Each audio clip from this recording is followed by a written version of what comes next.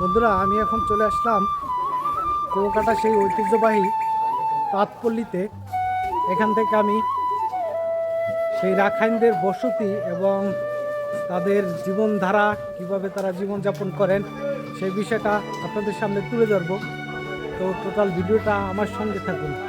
থেকে সামনে তারা যে তাঁত বস্ত্র তৈরি করে এবং তাদের সেই তাঁত বস্ত্র বানানো উপকরণ এবং সিস্টেমগুলো আপনাদের সামনে তুলে ধরবো।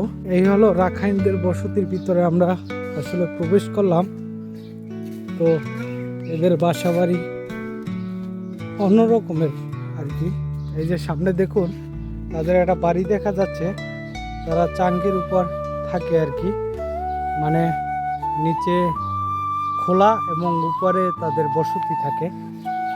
তো এই যে সামনে রোড, আর এগুলো সম্পূর্ণ এই রাখাইনদের বাসা বাড়ি আর কি, এবং তাদের দোকানপাট, তারা এখানে ব্যবসা বাণিজ্য করে এবং বিভিন্ন কিছু তৈরি করে আর কি।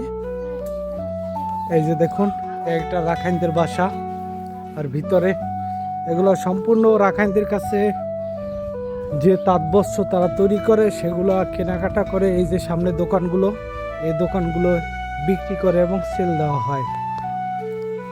যে একটা বাসা দেখুন, এই আধ্যাত্মিক লাইনের বাসা। তো তারা নিচে ফাঁকা থাকে এবং উপরে এই টঙ্গের মতো সিস্টেম।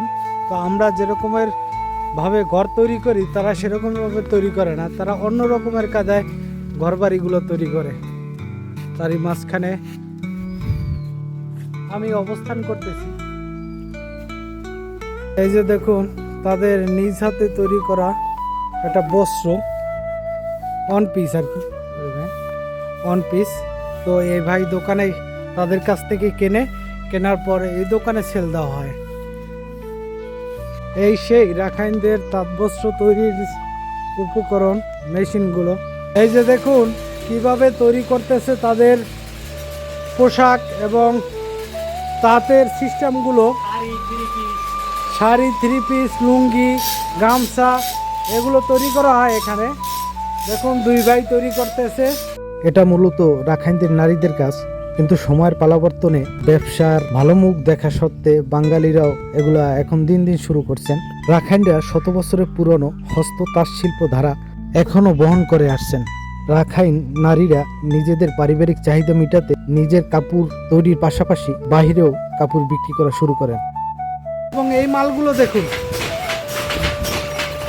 দেখুন এগুলো সম্পূর্ণ তাঁতের তৈরি। আর ওই যে ভাই মেশিন স্টার্ট করছে, এই যে দেখুন এই যে জিনিসটা তৈরি করতে আছে, দেখুন কত সুন্দর মলিম এবং মসৃণ। ভাই এটা কি তৈরি করতেছেন এই জিনিসটা? ওড়না। এই সেই ঐতিহ্যবাহী তাঁত শিল্প রাখাইনদের। দেখুন এই তাঁতের মেশিনগুলো, এগুলো থেকে তারা বস্ত্র তৈরি করে এবং সেগুলো মার্কেটে সাপ্লাই করে। আর এই যে এখানে সবগুলো দোকান, এই যে দোকানগুলো দেখুন, সব তাঁতের জিনিস এখানে। যেগুলো দেখবেন সব অথেন্টিক এবং পিওর তাঁতের জিনিস। তো বন্ধুরা, আজকে ভিডিওটা এই পর্যন্ত। রাখাইনদের বসতি এবং তাদের তাঁতবস্ত্র তৈরির জিনিসগুলো দেখালাম। ভালো থাকবেন, সুস্থ থাকবেন।